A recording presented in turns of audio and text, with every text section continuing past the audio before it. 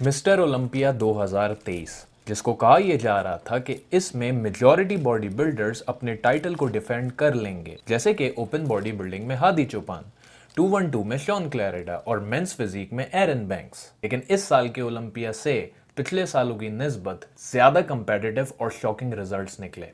सबसे पहला अपसेट होता है ओपन डिवीजन में, जहां defending champion Hadi चौपान Derek Lunsford से हार जाते हैं और इतना फ्रस्ट्रेटेड हो गए कि फोटोज खिंचवाए बगैर ही स्टेज से चले गए। अनाउंसर उनको बुलाता रह गया लेकिन वो ना रुके, जिसका अंदाजा उनको बाद में होता है और वो एक पब्लिक अपॉलॉजी टेंडर करते हैं। अगर आप टॉप 3 को कंपेयर करें तो वाकईतन एक कड़ा मुकाबला था। जब आप डेरिक की बात करें तो ये 212 डिवीजन से compete करते थे और पिछले साल यानी 2022 में ही ये ओपन डिवीजन में आए और आते के साथ ही सेकंड पोजीशन सिक्योर कर ली। लेकिन इस साल डेरिक जीतने के इरादे से मैदान में उतरे और जब आप बैक पोजेस में टॉप 3 को कंपेयर करें तो डेरिक का मुकाबला नहीं। जैसे इस बैक लेट स्प्रेड पोज में डेरिक के लेट्स ऑब्जर्व करें और कंपेयर करें बाकी दोनों बॉडी बिल्डर से। अगर सिर्फ साइज को देखें तो सैमसन यहाँ सबसे बड़े हैं, लेकिन जब आप वेस्ट को कंसिडर करें, स्ट्रक्चर को कंसिडर करें, तो डेरिक के लेट्स ज्यादा वाइड ओपन निकलते हैं। इन शॉर्ट ज्यादा एस्थेटिक लुक देते हैं। इनफैक्ट हादी के मुकाबले इनका वी टेपर ज्यादा प्रोमिनेंट दिखता है। यही चीज आप बैक डबल बाइसेप्स पोज में भी ऑब्जर्व कर सकते हैं। डेरिक ने अपने बैक में काफी इंप्रूवमेंट की है और ना सिर्फ ये बल्कि बैक से डेरिक, हादी और सैमसन दोनों से ज्यादा लीन भी हैं। जरा डेरिक और हादी के ग्लूट्स चेक करें, हैमस्ट्रिंग्स चेक करें। फर्क बहुत वाजे है कि डेरिक बैक पोजेस में डोमिनेट कर रहे हैं। लेकिन अजब बात यह कि जब आप डेरिक को घुमा के दैट इज फ्रंट से देखते हैं तो वो फ्रंट से इतना लीन नहीं दिखते कि जितना वो बैक से दिखते हैं। अब इस पोज को कंपेयर करें। डेरिक के पैक्स हादी के मुकाबले सॉफ्ट हैं, इवन क्वाड्स भी हादी के मुकाबले फेडेड लग रहे हैं, इवन हादी के काव्स भी श्रेडेड और पील्ड हैं। सिमिलरली इन दोनों को जब आप सैमसन से कंपेयर करते हैं तो क्वाड्स में सैमसन हादी और डेरिक दोनों से पीछे हैं। इस तरह हादी ओवरऑल फ्रंट पोज में दोनों बॉडी बिल्डर से ज्यादा कंडीशन लग रहे हैं।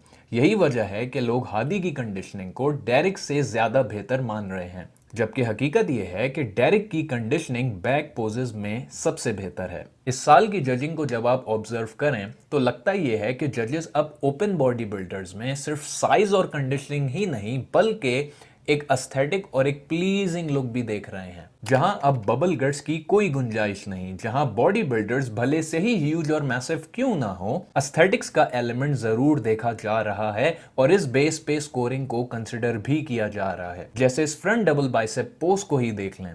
यहां डेरिक ने क्रिस बम्स्टेड की तरह वैक्यूम पोज हिट किया।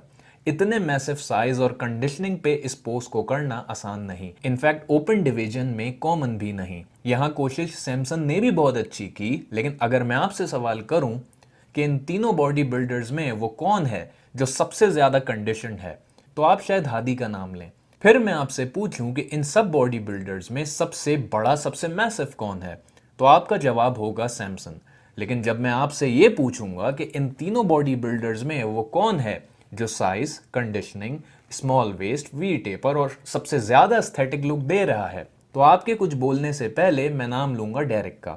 और जाहिर है तीनों में सारे फैक्टर्स नहीं। अगर सैमसन के पास साइज है तो कंडीशनिंग नहीं, हादी के पास कंडीशनिंग है तो एस्थेटिक्स नहीं, लेकिन डेरिक के पास ये तीनों फैक्टर्स हैं और उस पे वैक्यूम पोज हिट करना आइसिंग ऑन द केक के बराबर है और यही वजह बनी इनकी जीत की। और मजे की बात यह कि हादी और डेरिक दोनों हैनी रैम्बोर्ट की शागिर्दी में थे, यानी ये दोनों साथ ट्रेनिंग भी करते रहे हैं। दोनों की ओलंपिया जर्नी किसी से छुपी हुई नहीं, वरना बहुत से बॉडी बिल्डर्स आज के टाइम पे कंपटीशन तक खुद को जाहिर ही नहीं करते, लेकिन इनके साथ ऐसा नहीं था। बट स्टिल हादी डेरिक को मुबारकबाद देकर बगैर फोटो सेशन किए ही स्टेज से चले गए और उसके बाद सोशल मीडिया पे एक वावेला उड़ गया कि हादी को जानबूझकर हराया गया। हादी वॉज रॉप्ड, शो फिक्स था, क्योंकि हादी बहुत अच्छी इंग्लिश नहीं बोल सकते, पूरी दुनिया में ओलंपिया का फेस नहीं बन सकते, जिसकी वजह से ओलंपिया को प्रॉफिट्स नहीं है and blah blah. That is why जानबूझकर हादी को इस बार हराया गया। जबकि बहुत से क्रिटिक्स ये भी कह रहे हैं कि जिस तरह से पास में डिफेंडिंग चैंपियंस को एक लेवरेज दिया जाता था, उस तरह का लेवरेज हादी को इस बार नहीं दिया गया। जैसे रॉनी कोलमैन को 2001 में जे कटलर के मुकाबले जिताया गया ऑल्दो जे कटलर उस साल जीतने की अच्छी पोजीशन में थे, लेकिन फिर भी रॉनी को एक लेवरेज दिया गया। या फिर 2017 में बिग रैमी के अगेंस्ट फिल हीथ को लेवरेज दिया गया, जबकि उसी साल उनका बबल गट सबसे ज्यादा चर्चे में रहा। और 1997 का मिस्टर ओलंपिया कौन भूल सकता है, जब defending champion Dorian Yates bicep tear के बावजूद उस शो को जीत जाते हैं, जबकि नसीर जो साइज और कंडीशनिंग में डोरियन येट्स को कन्विंसिंगली बीट कर रहे थे, पर फिर भी डिफेंडिंग चैंपियन डोरियन येट्स को एडवांटेज और फायदा दिया गया। और यही आर्ग्यूमेंट्स अब भी दिए जा रहे हैं। देखें, अगर हम इस आर्ग्यूमेंट के चक्कर में पड़ गए तो it is a never ending debate, ये कभी डिबेट खत्म नहीं होगी। तो चलें ऐसा करते हैं कि इस साल ओलंपिया का जो ओपन डिवीजन था उसकी स्कोर शीट्स क्या कहती हैं, उसकी तरफ निगाह डालते हैं। स्कोर शीट को समझने के लिए एक उसूल याद रखें कि वो बॉडी बिल्डर जिसके टोटल नंबर ऑफ पॉइंट्स सबसे कम होंगे वही जीतेगा। इस लिस्ट में सबसे कम पॉइंट्स डेरिक के हैं, दैट इज 13। यही वजह है कि उनके आगे फर्स्ट पोजीशन उनको दी गई है। उसके बाद इस पूरी लिस्ट में सबसे कम पॉइंट्स हैं हादी के, दैट इज 18। और यही वजह है कि इस पूरी लिस्ट में हादी की सेकंड पोजीशन है। हादी के 18 पॉइंट्स का जब आप ब्रेकडाउन देखें तो प्री जजिंग और फाइनल्स दोनों में इनको 9-9 पॉइंट्स दिए गए, जिसकी वजह से टोटल बने 18। यानी जजेस के हिसाब से हादी की फिजिक प्री जजिंग और फाइनल्स में सेम रही, वरना अक्सर बॉडी बिल्डर्स के पॉइंट्स कंडीशनिंग की वजह से या फिर किसी दूसरे फैक्टर की वजह से प्री जजिंग और फाइनल्स में वो डिफर करते हैं। अब टोटल नंबर ऑफ जजेस ओलंपिया में यूजुअली होते हैं 11।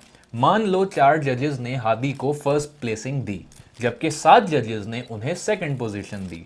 अब ओलंपिया के जजिंग क्राइटेरिया में इन 11 स्कोर्स में से 3 सबसे हाईएस्ट और 3 सबसे लोवेस्ट स्कोर्स को खत्म कर दिया जाता है, ताकि अगर कोई जज अपने मनपसंद बॉडी बिल्डर को जीतवाना चाहता है, फिर चाहे अपने बॉडी बिल्डर को अच्छे पॉइंट्स देके और दूसरे बॉडी बिल्डर के स्कोर्स खराब करके उसको बुरे पॉइंट्स देके, तो उस जज को इस पूरे प्रोसेस के थ्रू न्यूट्रलाइज किया जा सके। ऐसे में जब 3 सबसे बड़ी और 3 सबसे छोटी वैल्यूज को खत्म कर देते हैं, तो अब आपके पास 11 में से सिर्फ 5 वैल्यूज रह गई, जिसका सम यहां बनता है 9, जो कि एग्जैक्टली हादी का स्कोर प्री जजिंग और फाइनल्स में देखा गया। यानी 4 जजेस के हिसाब से हादी को सेकंड प्लेसिंग दी गई, जबकि एक जज के हिसाब से हादी को ये कंपटीशन जीतना चाहिए था। जब आप डेरिक के पॉइंट्स पे निगाह डालते हैं तो प्री जजिंग में 7 और फाइनल्स में 6, टोटल बना 13। इसका मतलब कि आप अज्यूम कर सकते हैं कि प्री जजिंग में 3 जजेस ने डेरिक को फर्स्ट पोजीशन दी, जबकि 2 जजेस के हिसाब से डेरिक को सेकंड पोजीशन मिलनी चाहिए थी। जबकि फाइनल्स में डेरिक का स्कोर इंप्रूव हुआ और उन्हें 6 पॉइंट्स मिले। यानी फाइनल्स में अब 4 जजेस ने डेरिक को पहली पोजीशन दी, जबकि एक ने उन्हें सेकंड पोजीशन दी होगी। इससे एक चीज तो यहां साबित होती है कि कुछ जजेस हादी को फर्स्ट पोजीशन पे, फर्स्ट प्लेसिंग पे देखना चाहते थे, लेकिन मेजॉरिटी जजेस डेरिक को फर्स्ट पोजीशन, फर्स्ट प्लेसिंग देना चाहते थे, और यही वजह बनी उनके जीतने की। और जब आप सैमसन की बात करते हैं तो उन्हें 28 पॉइंट्स मिले, यानी वो हादी और डेरिक दोनों से काफी पीछे थे। फोर्थ पोजीशन ब्रेंडन करी ने सिक्योर की, और मजे की बात यह कि ब्रेंडन कॉन्टेस्ट से बिल्कुल पहले 2 दिन के लिए हॉस्पिटलाइज रहे, और यह भी बताया गया कि उन्हें 30 घंटे की फास्टिंग करनी पड़ी कुछ लैब टेस्ट की वजह से। बट स्टिल इनका स्कोर जब आप देखते हैं तो प्री जजिंग के मुकाबले फाइनल्स में 1 पॉइंट बेहतर हुआ। इसीलिए मैं कहता हूं कि बॉडी बिल्डिंग हर किसी के बस की बात नहीं, ये दीवानों का खेल है। इस साल के ओपन डिवीजन रिजल्ट से एक चीज़ तो हमें पता चल गई कि जजेस अब सिर्फ साइज और कंडीशनिंग नहीं देख रहे, बल्कि एक प्लीजिंग और एक एस्थेटिक लुक को भी कंसिडर कर रहे हैं। और इस तरह से हादी चौपान अपने टाइटल को डिफेंड करने में नाकाम रहे। सिमिलर सिनेरियो देखा गया 212 डिवीजन में, जहां शॉन क्लैरेडा कंडीशनिंग में सबसे बेहतर दिख रहे थे और बॉडी बिल्डिंग पंडिट्स उन्हीं को जीतते हुए देख रहे थे, पर वो भी फर्स्ट प्लेसिंग ना ला पाए और केओन पहली प्लेसिंग ले उड़े। जब आप फ्रंट डबल्स में दोनों को कंपेयर करें तो केओन का vacuum pose, broad shoulders, V taper, small waist और ओवरऑल एस्थेटिक्स शॉन पे भारी पड़ते हैं। एब्स और कंडीशनिंग में शॉन का जवाब नहीं, इवन स्ट्राइडेड क्वाड्स भी शॉन के देखे जा सकते हैं, लेकिन केओन का स्ट्रक्चर इतना वाइड है, उस पे स्मॉल वेस्ट के कॉम्बिनेशन और वी टेपर ने शॉन को जीतने से दूर रखा। और यही वजह है कि तमाम जजेस ने केओन को फर्स्ट पोजीशन पे रखा, जबकि शॉन को दूसरी प्लेसिंग दी। यानी जजेस अब हर डिवीजन को एस्थेटिक्स के चश्मे से देख रहे हैं, जो कि in my view body building के लिए एक बहुत ही अच्छा मूव है। वरना कुछ टाइम पहले ये आप और हम ही थे जो बबल गट को सबसे ज़्यादा बुरा बोलते थे। सबसे ज़्यादा बबल गट को ही लेके डिस्कशन होता था कि किस तरह से बबल गट ने बॉडी बिल्डिंग को डिस्ट्रॉय कर दिया। लेकिन अब लगता ही है कि आने वाले टाइम में ये सब खत्म होने वाला है, अगर जजेस ने इस एस्थेटिक्स के चश्मे को पहन कर रखा। जिस तरह ओपन और 212 डिविजन्स में हमें नए चैंपियंस मिले, कुछ ऐसा ही मंजर मेंस फिजिक में भी देखा गया, जहां डिफेंडिंग चैंपियन एरन बैंक्स अपने टाइटल को डिफेंड करना तो दूर बल्कि सेकंड प्लेसिंग से भी महरूम हो गए। और इसीलिए कहते हैं कि इंसान को कभी गुरूर नहीं करना चाहिए। कुछ टाइम पहले एरन बैंक्स मेंस फिजिक के बॉडी बिल्डर्स का जिस तरह मजाक बना रहे थे, जरा वीडियो देखें। Some of these females, I mean these men, I'm funny. But some of these dudes need to pull the tampon out. उनको शायद मेंस फिजिक 2022 जीत कर ये लग रहा था कि अब आने वाले टाइम में उनको कोई नहीं हरा पाएगा, क्योंकि अब वो मेंस फिजिक का स्टैंडर्ड बन गए। लेकिन ऐसा नहीं हुआ। ये हैं मेंस फिजिक के 4 फाइनलिस्ट। रेयान टेरी और ब्रेंडन हेंड्रिक्सन के बीच बहुत क्लोज कंपटीशन है, पर एरन बैंक्स जो पूरा साल दावा करते रहे कि वो 2023 के मेंस फिजिक का टाइटल अपने नाम कर लेंगे, वो दोनों टॉप 2 बॉडी बिल्डर से कंडीशनिंग में पीछे हैं। असल मुकाबला तो रेयान टेरी और ब्रेंडन हेंड्रिक्सन में है। रेयान पिछले साल के मुकाबले 9 पाउंड्स हैवियर हैं और इस पोज में दोनों टॉप 2 विनर्स लग रहे हैं। Size, conditioning, we taper, aesthetics दोनों के ही टॉप नॉच हैं। लेकिन बैक पोस्ट से रेयान टेरी हेंड्रिक्सन को मात दे देते हैं और ये एक डिसाइसिव पोस्ट साबित होता है।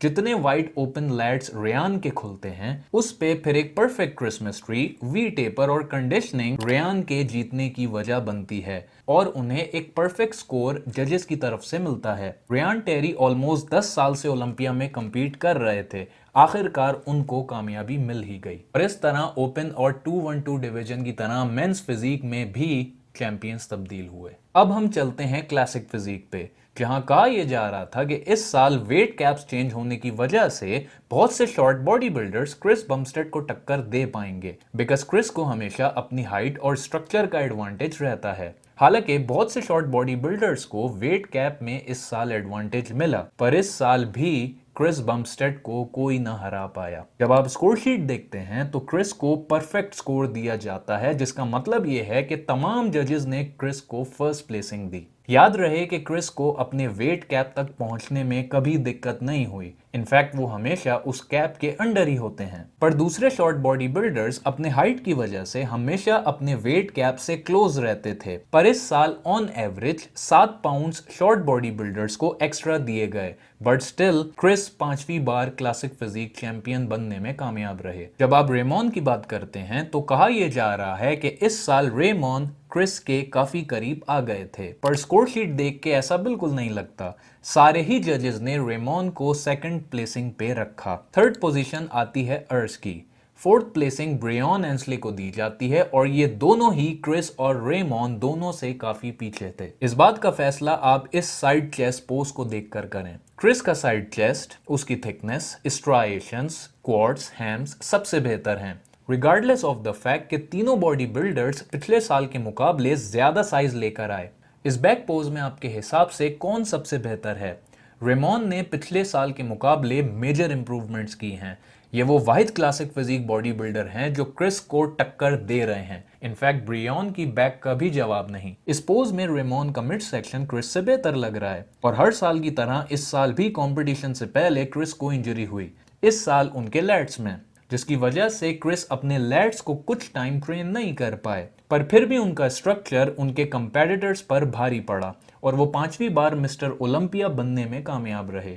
और ये वाहिद बॉडी बिल्डर हैं जिन्होंने इस साल अपने टाइटल को डिफेंड किया। एक चीज़ मुझे मिस्टर ओलंपिया की आज तक समझ नहीं आई, जिसको लेके हम इस चैनल पे पहले भी बात कर चुके हैं, और वो है प्राइज मनी। ये है 2023 मिस्टर ओलंपिया के प्राइज मनी कंपैरिजंस, जहां डेरिक को ओपन डिवीजन में पहली पोजीशन लेने पे $4 लाख दिए जाते हैं, तो दूसरी तरफ क्लासिक फिजिक में क्रिस बमस्टेड को पहली प्लेसिंग सिक्योर करने पे सिर्फ $50,000 दिए जाते हैं। यानी 8 गुना का फर्क है प्राइज मनी में।